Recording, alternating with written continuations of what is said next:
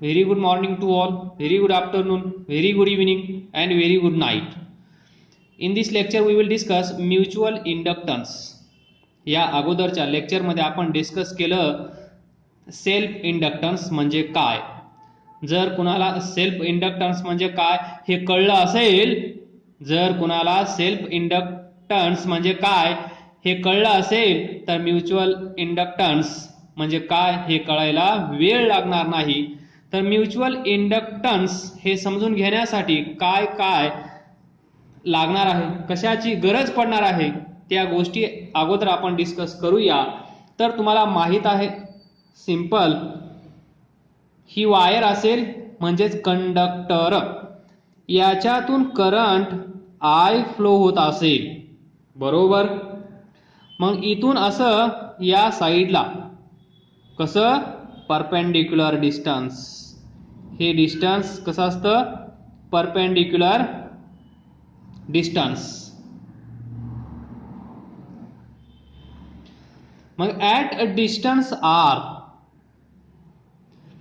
या वायर पासून या कंडक्टर पासून असा एक पॉइंट इथे घ्यायचा, समजा तो पॉइंट आहे ए. तर करंट कॅरिंग वायर, ही वायर कशी आहे स्ट्रेट, ही वायर आहे स्ट्रेट, परत आहे ही लॉंग, स्ट्रेट लॉंग वायर. म्हणजेच जर एखादी वायर असेल म्हणजेच कंडक्टर, त्या कंडक्टर मधून करंट आय फ्लो होत असेल, तो कंडक्टर स्ट्रेट लॉंग असेल, तर current carrying wire, current carrying conductor काय करत असतो, तो मॅग्नेटिक फील्ड तयार करत असतो. त्याच्या अवतीभोवती जसं मॅजिशियन, जादूगार जादू करत असतो, तसंच हा कंडक्टर स्वतःच्या अवतीभोवती एक प्रकारचं फील्ड तयार करतो. त्या फील्डला आपण म्हणत असतो मॅग्नेटिक फील्ड. तर असे भरपूर सारे मॅग्नेटिक फील्ड तुम्ही पाहिले असतील. तर असं मॅग्नेटिक फील्ड तयार केलं जातं. तर हे मॅग्नेटिक फील्ड या पॉइंटला किती आहे, या पॉइंटला किती आहे, इथे किती, इथे किती, हे सांगणारा एक फॉर्म्युला आपल्याकडे अवेलेबल आहे. So magnetic field due to current in straight long wire at a distance r is given by, so B at point A is equal to mu naught upon 2 pi into I by R. Simple formula आहे जो सर्वांनाच माहित आहे. So magnetic field at point A due to this straight long wire carrying current I at a distance r is given by this formula mu naught upon 2 pi into I divided by r. तर mu naught हा constant असतो. Calculation fast करण्यासाठी आपण काय केलं होतं, mu naught divided by 4 pi into 2I divided by r. मग mu नॉटची value असते 4 pi into 10⁻⁻⁷ divided by 4 pi into 2I divided by R. 4 पाय कॅन्सल होईल आणि 10⁻⁻⁷ into 2I divided by R. This is magnetic field at point A. जर तुम्हाला कमी वेळेत लवकर सोल्युशन पाहिजे असेल तर तुम्ही हा फॉर्म्युला यूज करू शकता. बोर्डासाठी तुम्हाला हा फॉर्म्युला लिहावा लागेल. कॉम्पिटिटिव्ह एक्झामसाठी तुम्हाला हा फॉर्म्युला हेल्प करेल. फक्त या कंडक्टरमधून जाणारा करंट किती डिस्टन्सवर मॅग्नेटिक फील्ड पाहिजे आहे, ते डिस्टन्स या दोघांचा रेशिओ घ्यायचा आणि हे सिंपल कॅल्क्युलेशन करायचं आणि मग तुम्हाला भेटेल magnetic field at point A. तर पहा इथून आपण असं सांगू शकतो, म्हणजेच we can conclude that magnetic field is directly proportional to current through this conductor and magnetic field is inversely proportional to this distance. तर पहा फील घ्या, जसं जसं आपण या वायर पासून दूर दूर जाऊ तसं तसं मॅग्नेटिक फील्ड कमी कमी होत जाईल. म्हणजे या वायरच्या जवळ, या कंडक्टरच्या जवळ जे मॅग्नेटिक फील्ड असेल त्याची स्ट्रेंथ, म्हणजेच तिथे स्ट्रॉंग मॅग्नेटिक फील्ड असेल, इथे वीक मॅग्नेटिक फील्ड असेल. तर जसं जसं आपण दूर जाऊ तसं तसं मॅग्नेटिक फील्ड कमी होत आहे, स्ट्रेंथ ऑफ मॅग्नेटिक फील्ड कमी होत आहे. तर पहा आर इन्क्रीज झाला तर बी कमी होणार, इनव्हर्सली प्रोपोर्शनल टू. पण करंट वाढला तर मॅग्नेटिक फील्ड वाढणार. करंट त्या कंडक्टर मधून फ्लो होणारा कमी झाला तर मॅग्नेटिक फील्ड कमी होणार, डायरेक्टली प्रोपोर्शनल टू. तर मग दुसरी कन्सेप्ट तुम्हाला माहित आहे, फ्लक्स. फ्लक्स म्हणजे काय? तर पहा हा याच्यातून जाणाऱ्या या मॅग्नेटिक फील्ड लाईन्स,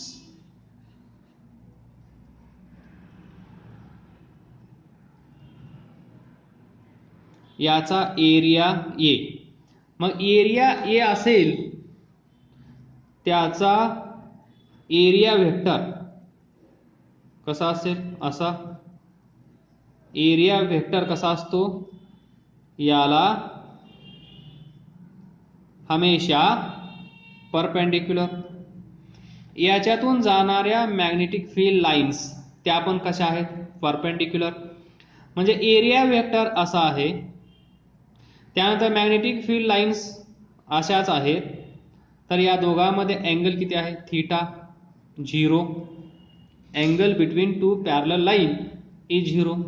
दोघांची डायरेक्शन सेम आहे. So angle between two directions, पहिली डायरेक्शन एरिया वेक्टर, दुसरी डायरेक्शन ऑफ मॅग्नेटिक फील्ड, तर दोघांमधला अँगल 0 आहे. मग तुम्हाला हे माहित आहे magnetic flux. Magnetic flux linked with any coil is given by B into A into cos theta. So B A cos 0. So phi is equal to BA. तर इथून तुम्ही काय सांगू शकता?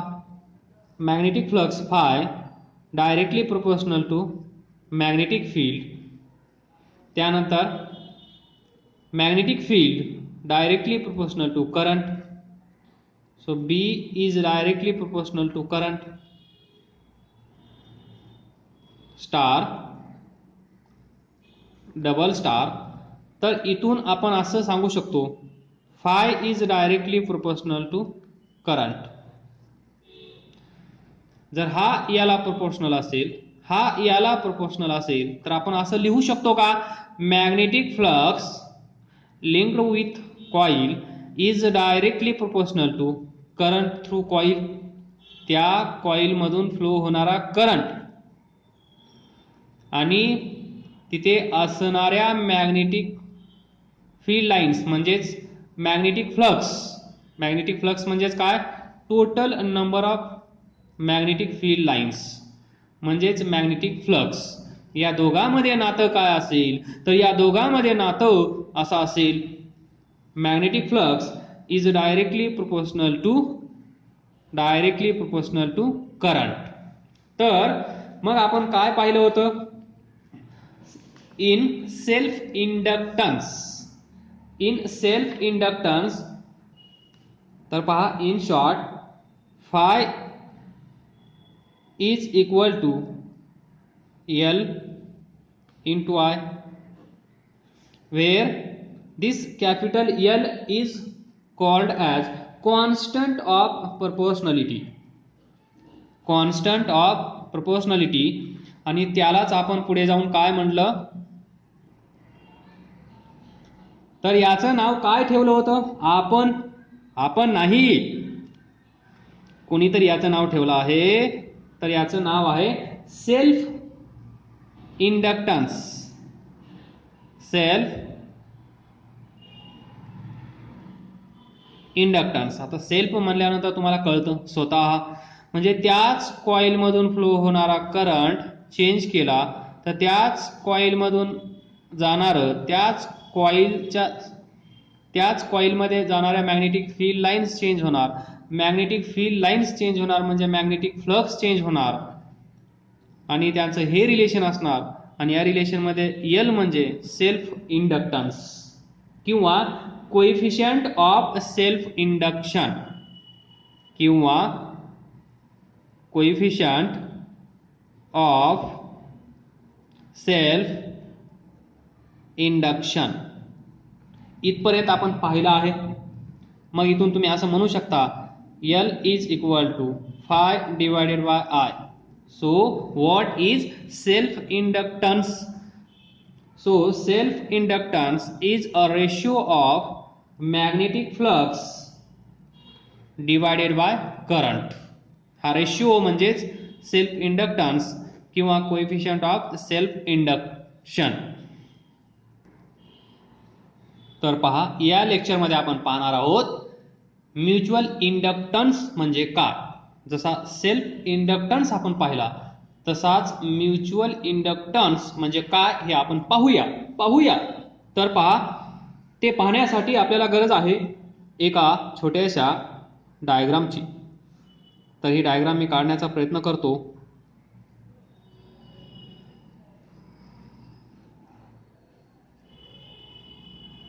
ही एक कॉइल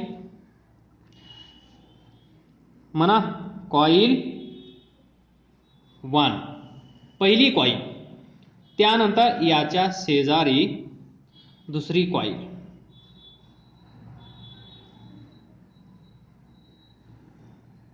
म्हणा कॉइल दुसरी. दोन कॉइल आपल्या समोर आहेत. सेल्फ इंडक्टन्स मध्ये आपण एकच कॉइल कन्सिडर केली होती.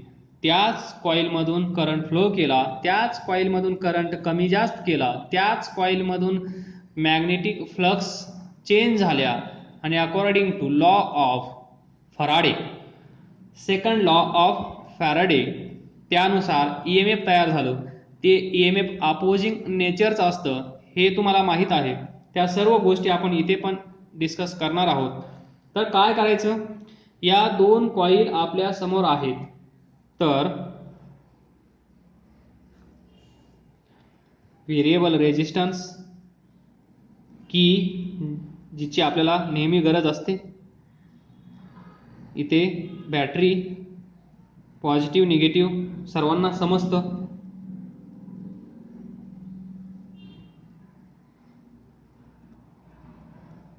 इथे गॅल्व्हॅनोमीटर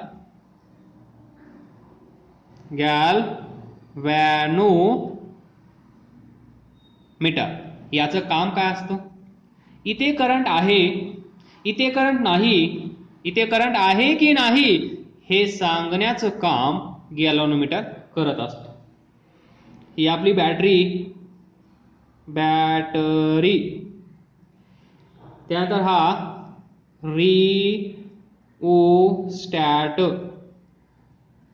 हा रिओस्टॅट.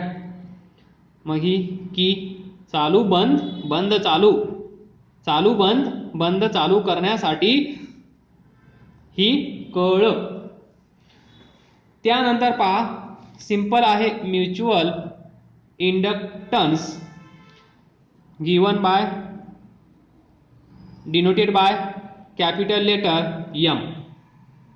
त्याच्यासाठी हे समजून घेण्यासाठी आपण काय केलं आहे, अशा दोन कॉइल्स आपण कन्सिडर केल्या आहेत. Consider a case of two coils place side by side.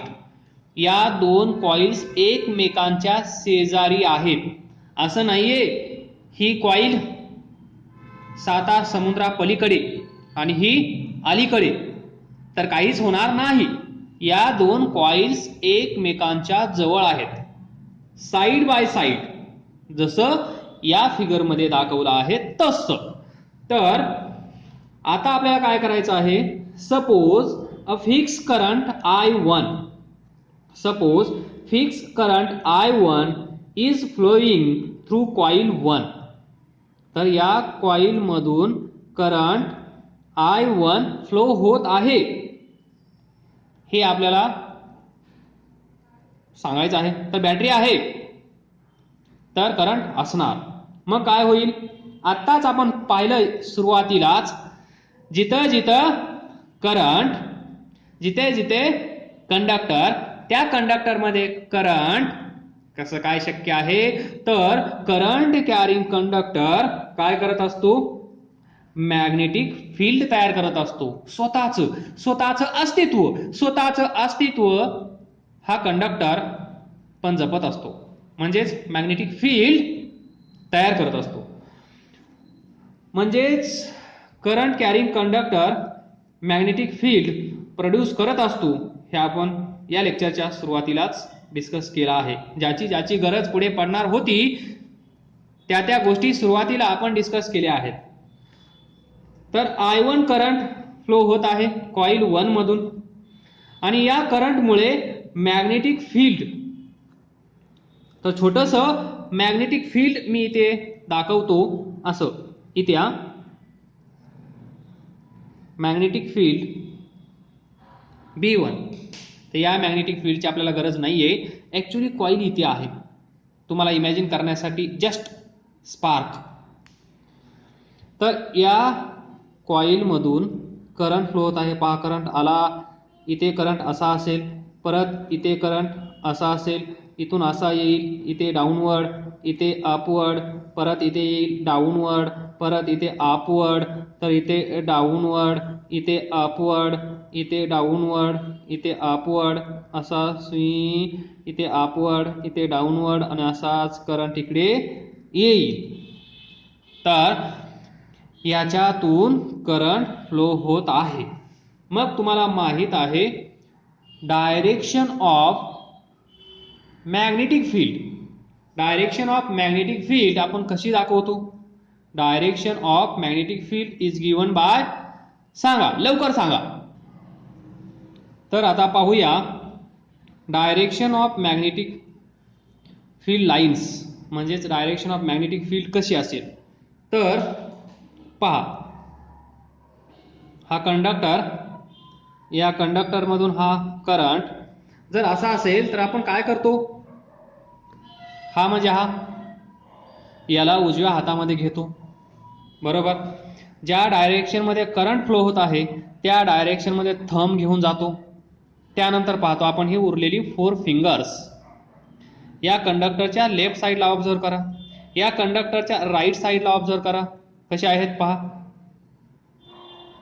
Left साइडला म्हणजे या साइडला आपल्याकडे येत आहेत, या साइडला प्लेनमध्ये जात आहेत, म्हणजेच या साइडला आपल्याकडे येत आहेत, म्हणजेच या साइडला आपल्यापासून दूर जात आहेत, म्हणजेच काय, तर इथे असा असेल, इथे असा असेल. याला आपण काय म्हणतो, गोइंग इन टू प्लेन. याला आपण म्हणतो कमिंग आउट ऑफ प्लेन. मग हाच रूल इथे यूज करून सांगा डायरेक्शन ऑफ मॅग्नेटिक फील्ड. तर ही कॉइल आहे, या कॉइलचा एवढाच पोर्शन आपण कन्सिडर करू, एवढाच, तो मी कुठे दाखवतो पाहिजे, एवढाच. असा डायरेक्शन ऑफ करंट अशी आहे, म्हणजेच कंडक्टर आपल्याला असा ठेवावा लागेल. तर पहा, मग हा कंडक्टर असा पकडायचा, तर पहा करंट कशी आहे, करंटची डायरेक्शन डाऊनवर्ड आहे, आता मला दाखवता येणार नाही, ट्राय टू अंडरस्टँड. मी एवढंच हात दाखवू शकतो. हा असा असेल, डाऊनवर्ड असा असेल, हे एंड इकडे असेल, असा असेल. सो ज्या डायरेक्शनमध्ये करंट आहे त्या डायरेक्शनमध्ये थंब. त्यानंतर पहा ही 4 फिंगर्स कुठे जात आहेत, या कंडक्टरच्या पलीकडच्या साईडला पहा, आतमध्ये जात आहेत. आणि अलीकडच्या साईडून काय होतील, इकडून जात आहेत अशी येतील आणि या साईडला इकडे जातील. तर पहा अशी असेल, परत याच्या पाठीमागून अशी येऊन इकडे जाईल. तर बाहेर म्हणजे आपल्या साईडला हा कंडक्टर असा असेल तर आपल्या साईडला डायरेक्शन ऑफ मॅग्नेटिक फील्ड अशी असेल. आणि या साईडला कशी असेल, डायरेक्शन ऑफ मॅग्नेटिक फील्ड अशी असेल, म्हणजे लेफ्ट टू राईट. आणि आपल्या या साईडला कशी असेल, राईट टू लेफ्ट. म्हणजेच हा पार्ट कोणता आहे, हा पार्ट आहे. याच्या पलीकडची साईड म्हणजेच कॉइलच्या आतमध्ये कळतंय ना. या नंबर ऑफ टर्न्स इथे आहेत, त्यापैकी एक टर्न्स मी इथे ड्रॉ करतो, ही अशी टर्न, याला आपण म्हणतो इनसाइड, बरोबर. या कॉइलच्या आतमधून, या टर्नच्या आतमधून जाणाऱ्या या मॅग्नेटिक फील्ड लाईन्स. तर हा पोर्शन आपण कन्सिडर केला, याच्यातून असा करंट फ्लो होत आहे या डायरेक्शनमध्ये. तर या असा आहे आणि असा आहे, म्हणजे या मॅग्नेटिक फील्ड लाईन्स आपल्या साईडला पाहिलं तुम्ही, आपल्या साईडला त्या राईट टू लेफ्ट आहेत. आणि या जो पोर्शन आपण कन्सिडर केला त्याच्या पलीकडच्या साईडने लेफ्ट टू राईट आहेत, म्हणजेच असं इकडून येत आहेत आणि याच्या पाठीमागून अशा इकडे जात आहेत. तर मग काय करूया आपण, इथे असे असतील,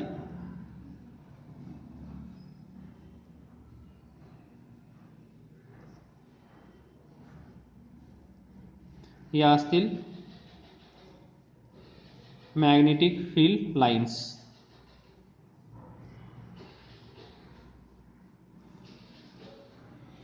तर तुम्हाला इमॅजिन होत असेल काय होत असेल, सोलेनॉइड.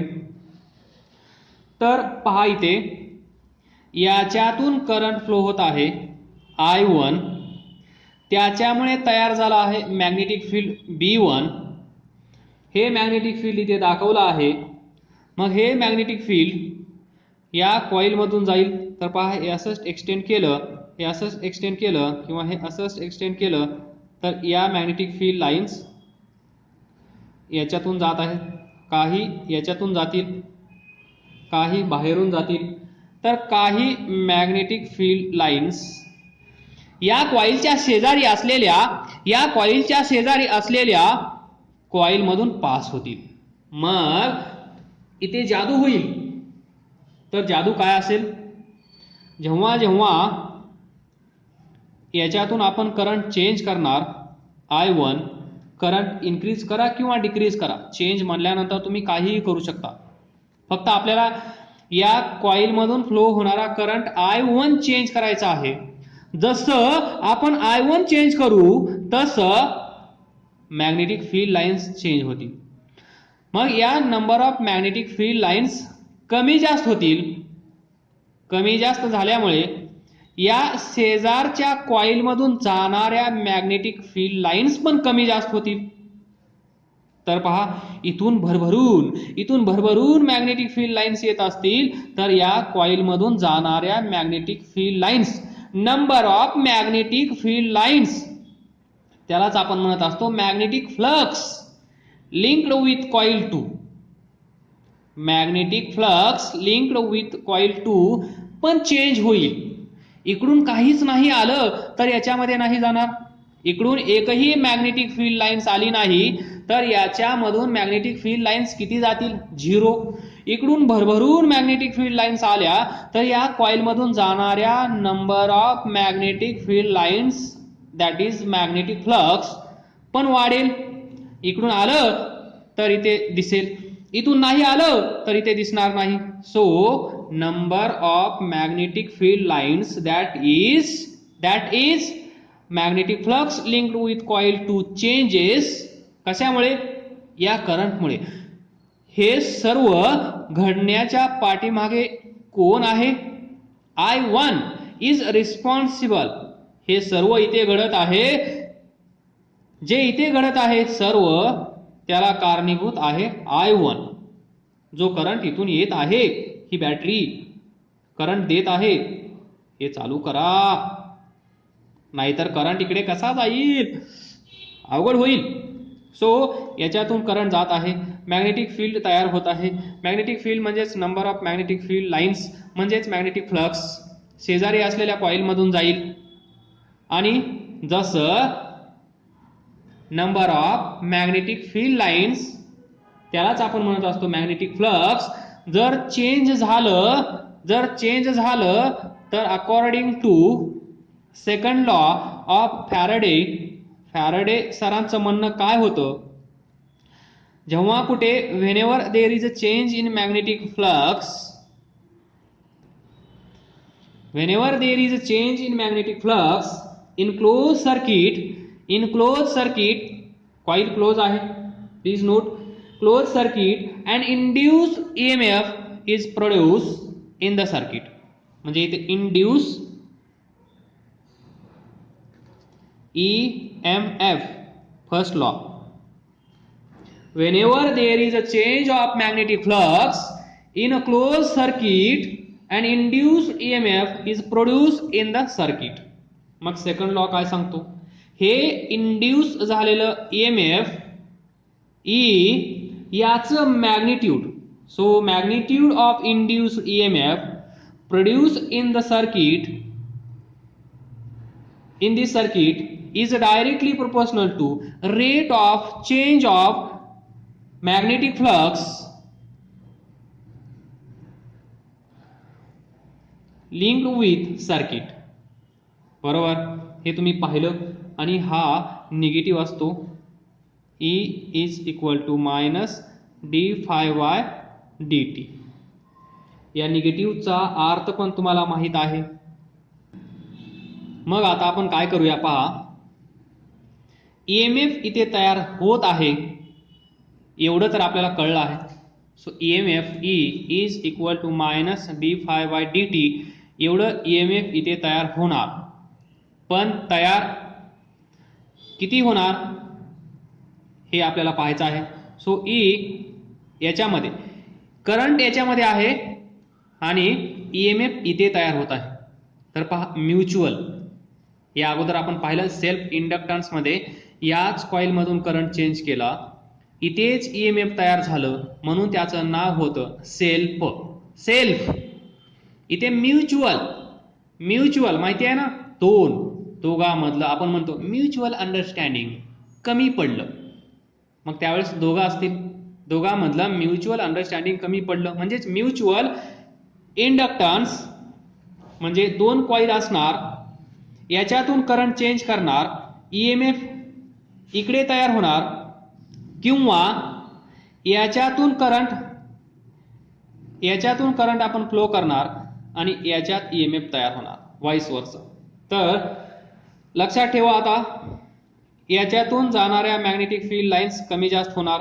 सो आपण काय करूया आता, Φ2 याचा अर्थ काय असेल, magnetic flux linked with coil 2. तर पहा, पहिला नंबर म्हणजे कॉइल, Φ म्हणजे मॅग्नेटिक फ्लक्स, 2 म्हणजे coil 2. So magnetic flux linked with coil 2 due to current in coil 1. Second number म्हणजे पहिली कॉइल, फर्स्ट ही coil. So magnetic flux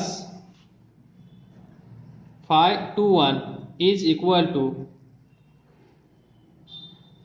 magnetic flux linked with coil 2 due to current in coil 1. या कॉइलमध्ये current आहे आणि इथे change होत आहे.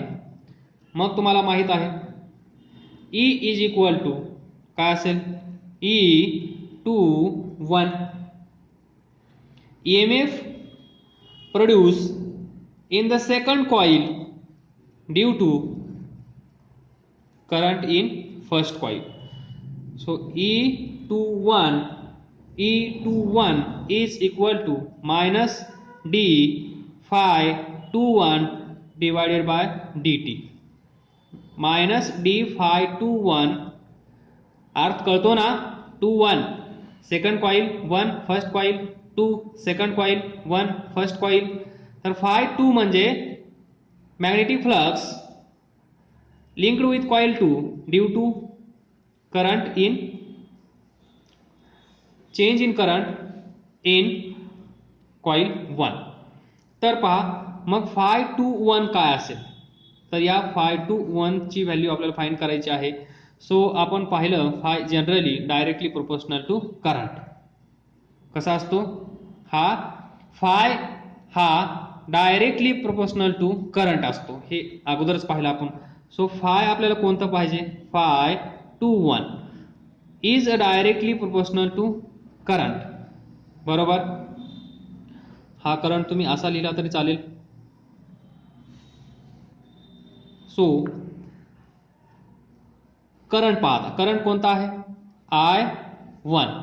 So I1 phi 21 directly proportional to I1 आपण लिहू शकतो. सो हा प्रोपोर्शनॅलिटी रिमूव्ह करण्यासाठी mathematics is equal to constant येतो. काय येतो इथे, कॉन्स्टंट इनटू करंट I1. आणि हा कॉन्स्टंट म्हणजेच phi 21 is equal to m for mutual inductance. इथे लिहा 21 करंट I1. पहा very similar, phi is equal to Li. Phi is equal to Li self inductance. पहा L self inductance, M mutual inductance. पण लक्षात ठेवायचं आहे इथे 21 आहे, इथे 21 आहे, इथे I1 आहे. तर करंट पहिल्या कॉइल मध्ये आहे. इथे लिहितो मी phi, इथे लिहिता येणार नाही, इथे लिहायला पाहिजे phi 21 M21 करंट I1. तर पहा या कॉइल